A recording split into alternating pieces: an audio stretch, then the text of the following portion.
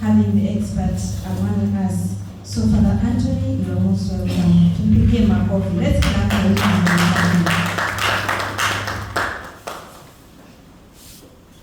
Good afternoon, everyone. We are aware that afternoons are not that good. We will try our level best to make them good. I'm not going to take much of your time because I need my colleague to work on the key issues.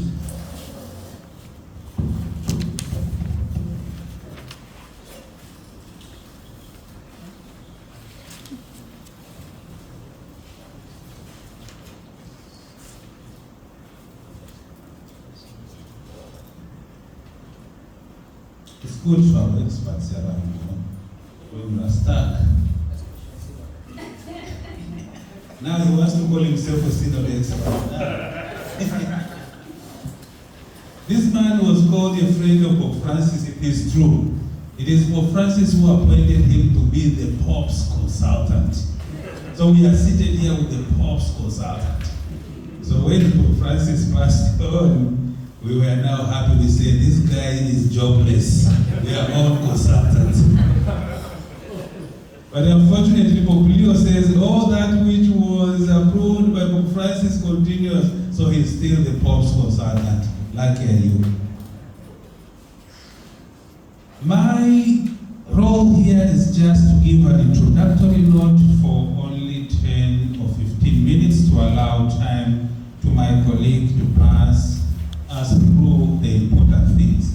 The main topic is about servant leadership, about the lay participation, is about our mission, is about what the church is calling us to do. And the two speakers, one gave us a biblical foundation of what it is to be the lay leader, and I'm happy that my brother priests, who are coordinators of the lay commissions or lay departments in their respective countries, are here. And then we just have heard about the stewardship for the church resources. The facilitator passed through the technical terms, but all this is to bring us on board that we are leaders in the church, and I know quite a good number of ours here present are involved in diocesan boards, are involved in parish boards. Even your association have got resources to take care of. I was waiting to hear a question from the youth or from the men association or women association.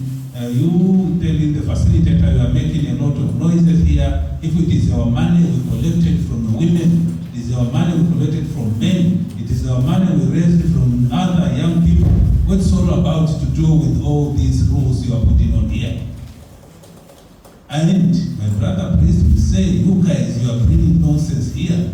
My Christians, my faithful are very generous. They give me chicken when I go to the outstation. They come with their goat. They have given us X, Y, Z. Why are you bringing all these things here? Unfortunately, we didn't raise that question, and the matters are just out. We can raise the questions later on. But we are working in an environment whereby the key organizational principles and tools of leadership need to be revisited. And that's what Mr. Shah was telling us here. All this is, by the way, part and parcel of the synod or synodality. Nothing that was touched in the morning or this afternoon, which is not part and parcel of the final document. My colleague will give an explanation to that. Mine is just to bring us into an environment of understanding what's all about. We are talking of this animal called synodality. Is it new? Is it a new invention that came out recently with Pope Francis? What I am saying is that there is nothing new.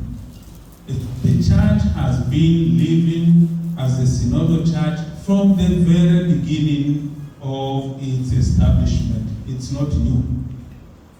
You go to the New Testament, you go to the early church, you will find rules of synodality. The early church lived in a synodal way. Go and read Acts of the Apostles. That is is even the basis of our small Christian community, that the comforts of that time, they lived together as sisters and brothers, praying together, sharing their things together, discussing together. And when it came to matters that were difficult, as we are told in the morning, when there was a crime or issue that needed an explanation, you can refer to what is called the Council of Jerusalem in the Acts of the Apostles. The question was, we have Jews here and non-Jews. These non-Jews, should they be introduced into the cultural practices of the Jews before they became Christians? So the council met and they made a decision. That's way of reaching an agreement, a consensus in a synodal way. So synodality is rooted in the Bible. It is also lived in reality in the early church. And I took that quotation of St. John Chrysostom, who died in 407.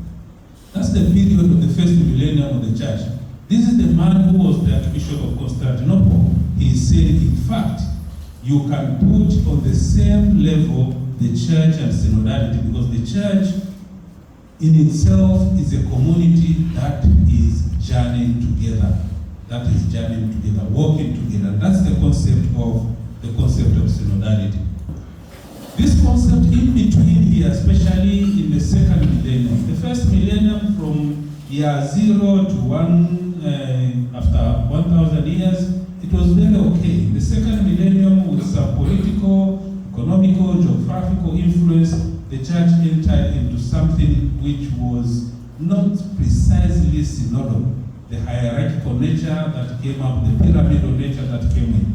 But we are saying the Second Vatican Council, which has been quoted several times here, and we will continue to quote it, try to bring back that idea of a synodal church, a church that is journeying together, a community that works together.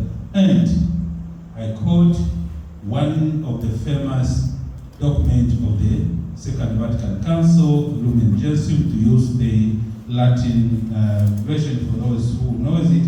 It is capitalizing on the equality, the dignity of each and every one. It is focused on the baptism we received, and this morning we are told baptism plus confirmation, and the facilitator was recommending to the bishop here present, I hope he's not going to share with his brother bishops when they are meeting, that during the confirmation, that act should be a little bit strong to make you feel that you are in, confirmed into the church, being made a combatant, a soldier of your faith and your church. So this is what the Second Vatican Council is saying. Now, when Pope Francis came up with an idea of calling a synod on synodality, he was not reinventing anything new at all. He was just trying to call each and every one of us into our roots. We go back into our roots. From the very beginning, the church was synodal and people were journeying together. Now we have grown big. We are almost 2 billion Christians in this world. We're 2 point something if you put all the Christians in total.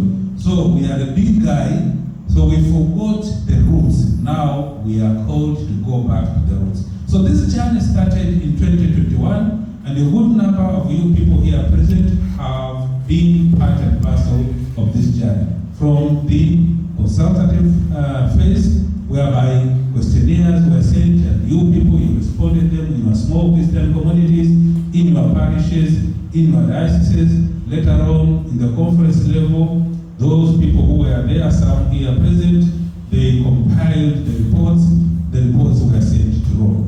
And after that, we had the Continental Synod, whereby everything that was collected from the Episcopal conferences, after being compared together, it was again discussed in the continental level. And we have people here from Ethiopia. You witnessed, we were there almost 160-something delegates from all over Messiah, from all over Africa, discussing issues pertaining to how we live our faith in our continent.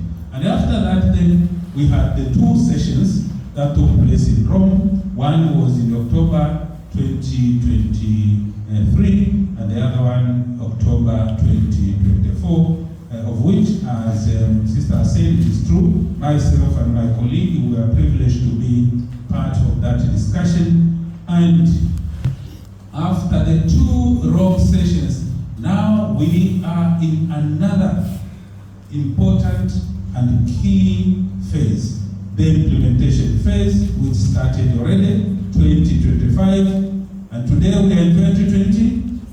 This phase is going to be concluded in 2028, again in Rome. But before Rome, we have activities to do in our respective dioceses, and you as lay leaders and my brother priest here as coordinators of the lay offices, we are going to be involved, whether we want it or not, in this process, in the diocesan level, in the conference level. And from there, 2027, for us who are in the regional offices, then we are going to coordinate another initiative. That time it was in Addis Ababa. This time around, I don't know where it will be. A continental kind of evaluation conference. And then in 2028, Pope Leo will again call the bishops and the other delegates to Rome to do a critical evaluation of how we have journeyed from 2021 up to 2024.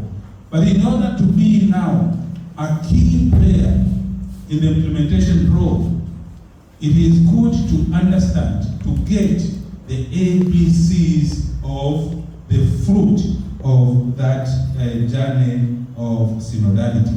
As Pope Francis mentioned during the closing day of the Synod of Synodality in October 2024, he said that the final document which was released at that particular time is a fruit. It's a fruit that was marked by that one particular item of listening to the people of God from different levels, from the grassroots levels, small Christian communities, up to the universal level. And Pope Francis said, I am giving you this document to start living it. But how can we live something which we don't understand, we don't know about it? You remember when that man from, is it Ethiopia now or from Sudan, was told, are you understanding what you are reading? He said, how can I understand? I know the Ethiopians and the Sudanese, they have a cold war there. The Ethiopians, they say he was an Ethiopian. The Sudanese, they are saying, no, he was a Sudanese. Now, I leave that war to the neighbors, they'll know how to solve it. We need to understand, we need to know the document. It's now my humble duty, as they say in Kenya, and my privilege to welcome and invite Reverend Father Andrew Kaufa, a synod delegate, to pass us through to the final document. Are we together? Father Andrew, have the floor.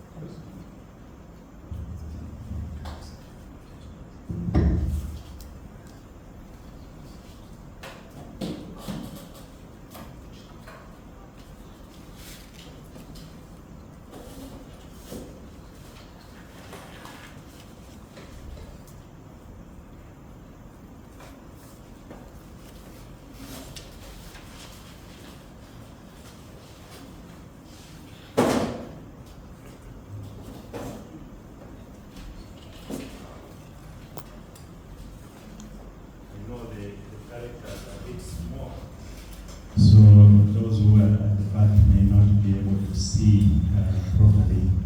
I'm looking at the report, the final document. irrespective of the laity. And that's why the title is the dignity and role of the laity in the mission of the Synodal Church. As Father Anthony has already said, the journey started in 2021. Most of you were part of the process of consultation when Pope Francis wanted to hear the voice from the Christians themselves. And if you remember, he insisted that he didn't want, as it was in the past, that reports are prepared at the secretariat of the bishops and then the bishops report to Rome. No, he wanted the people to respond to the questionnaires. Then the questionnaires are sent to the national office. Then the national office sends those questionnaires as they are to him so that he can hear from the people of God themselves. And he even said, if you don't feel comfortable to send to the bishop's office, you can send directly. Which means he really wanted to hear from the Christians themselves. Now, one thing that we can say has been achieved in that journey of 2021 to 2024 is that at least we can say every Catholic or almost every Catholic now has come to understand what synodality is. When you were beginning, many were wondering what is synodality, and since synod is used mostly by the Protestants, Catholics were even getting more confused.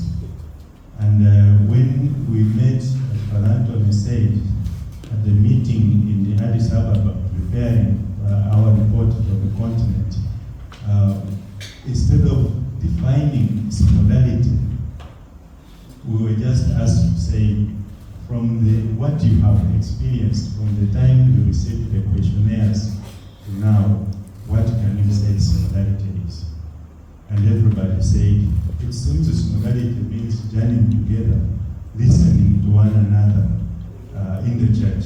Said precisely that's the point. And it seems that was also the same definition that was given at the assembly, the first assembly in Rome, that when we talk about synod, we are talking about the people of God journeying together. So that is the most important thing. And it's interesting to see when the Pope was saying this, we didn't really understand, but at the end, the document, paragraph number 28, gives that definition. And then Pope Leo comes and he says, now that we have understood what synodality is, what is it that God is asking of the Catholic Church today? And that's now what he says. It has to be a conversion process, a transformation process, changing the way we have been doing things in the Catholic Church, adopting a new style.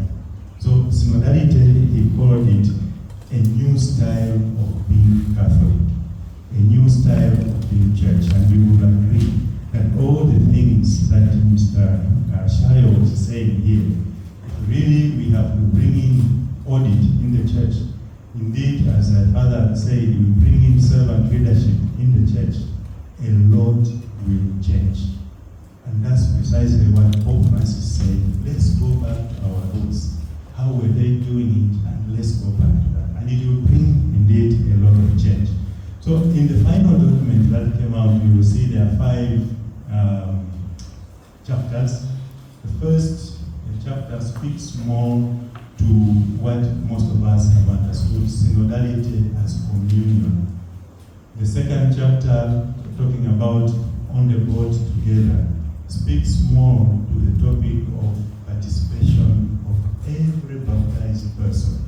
And then chapter 3 and 4, you will see that they are talking more on the church as a missionary church. And this has been an important emphasis by Pope Francis. We are not there just for ourselves, our salvation. No. Jesus called the 12, they became his friends, but then he sent them on a mission. I'm sure Father Peter is happy to hear that, the PMS people, because that is what PMS is trying to say baptized. Sometimes Catholics will get satisfied because we are too many, but the mission is still there. How do we do it in the Synodal Church? So chapter 3 and 4. And then finally is we are being sent, but how do we go out? So I'll take you through these chapters quickly and in brief. Chapter 1, the heart of synodality. The emphasis in this chapter is the fact that we are all equal in dignity as baptized disciples of Jesus. I was saying last week that whether you were baptized at Holy Family Basilica in Nairobi with the warm water, or you were baptized in Kondoa with the cold water, there's no difference. Baptism is one and the same. Whether one has grown up, is now a pope or a bishop, and one is a catechist, one is a choir master or a member of the Jumuiya, small Christian community, we are all one and the same. So this is the first important point that synodality has revealed and emphasized for us. And you'll see in the document from number 21, 22 especially, where this is emphasized. Now, what does that mean to us? And he says that, first of all, we have to appreciate that the sacrament of baptism actually introduces us into the life of the church, where we talk about 3 initiation sacraments, where all of us, we participate and we share. And that's that after we have been baptized, the next thing is we share in the life of Jesus Christ through the Eucharist. And then after we have been given the sacrament of the Eucharist, we now go into the sacrament of confirmation, which actually sends us again on the mission, because the Holy Spirit has now given us the gifts that we need to become missionary disciples. So every Christian has to understand and appreciate this dignity and the communion that is coming out of that, and the sense of being sent out by the Holy Spirit, to use the Holy Spirit, the gifts that we have been given. And the point which I projected there about the sensus fidei is simply to address the question that sometimes there are Catholics who think that, or who feel small, that they don't probably, should I say they don't understand, or rather to think that in the church, maybe the Holy Spirit speaks only to bishops and to ordained people, priests, to the point that we begin to look at the church, the owners of the church, as the ordained ministers. And the Synod is telling us that no, that is wrong. The Holy Spirit speaks to every baptized person. Every baptized person, he or she received the Holy Spirit at the baptism, and at the same time received the Holy Spirit at the day of confirmation, and that Spirit continues to speak to each one of us individually as baptized members of the church. So we should not look at the church and think the church belongs to the bishop or the church belongs to the priest. No. The church belongs to all of us who share in the same baptism and in the same Spirit. Now, having made that point, we can now go to the second part, which is entitled in the document, On the Boat Together. And since Pope Leo is saying synodality now must become a journey of conversion, of transformation, what is it that the Synod is calling us to change in our mindset? The first thing that the document is talking about is to change, to transform our relationships. The Synod revealed that although we are all Catholics and we are all happy to be Catholics, there are in some areas where relationships relationships are not going well. In some parishes, Christians and their parish priests are not relating well. In some parishes, dioceses, the bishop and his Christians are not going well. Or the bishop and his priests, the relations are not well. Now, how do we talk as a missionary church when within and among ourselves there are conflicts? Or we've been saying a number of times, during the synod, you see a lot of cry and complaint, especially from sisters, how they are treated by parish priests in places where they are staying, how they feel not recognized, maybe land being taken away from them without consultation and the like. Sisters complain. Now, these affect our relationships. So the first thing is to make sure that at the level of our relationships in the church, there is an improvement. And I think each one of us has that task to say, how do I relate with my parish priest? How do I relate with the bishop?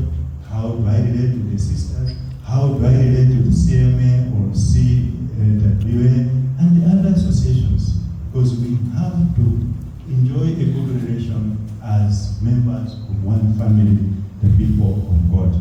Now, if everybody approaches the church in that way, another thing is that we need to recognize that we are not equal in the sense of gifts.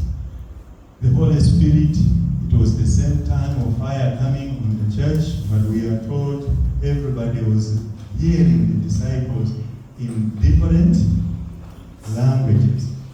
So it's the same Spirit who gives those gifts, but the gifts are different. So what are the gifts that we have, what we see within the church?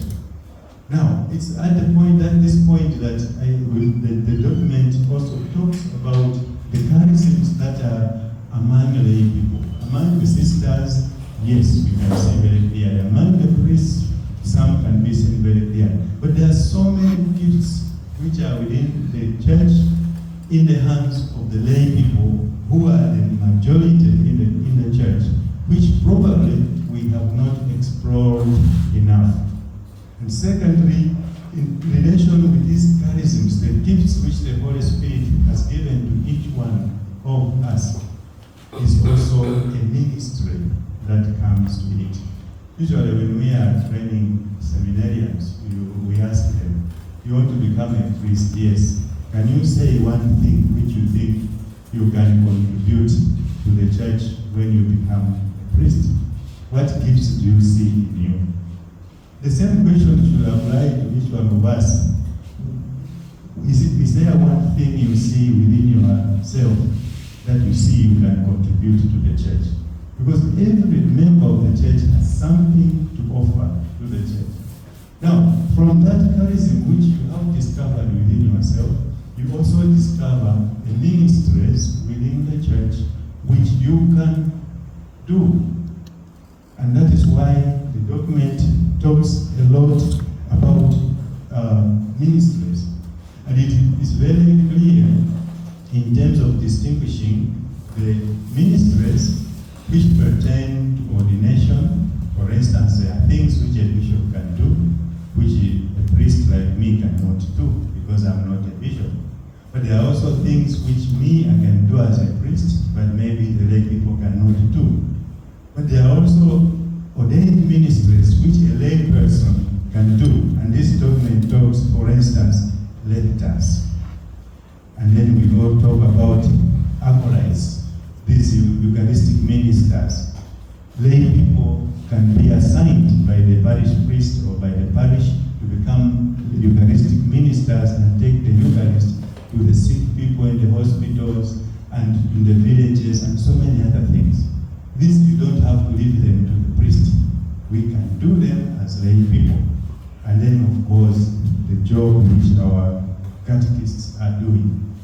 These are jobs officially mandated by the church, by the authorities, where lay people can perform, can take a part. Then it talks about non-institutional ministries. For instance, when you are a leader of a Jumuiya, a small Christian community, that is a ministry. Then there are so many other leaderships within the church, which most of of you are already doing. That is leadership, that is a ministry.